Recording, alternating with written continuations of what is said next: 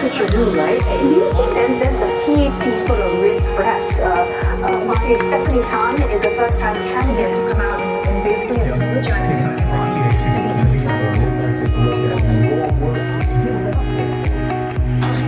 And one last thing, do you think maybe for the PAP, do you think that's what we're seeing, and do you think it will rain in the hands in the workers? Probably in the workers. Absolutely, I think this is not totally the open strategy. Yeah, this, there was... Exactly what we can do so that we can put ourselves in a better state we can also do that. And then it was about, in total, the final count was about 53%, I think, for the PAP. So in general, GSC is almost a similar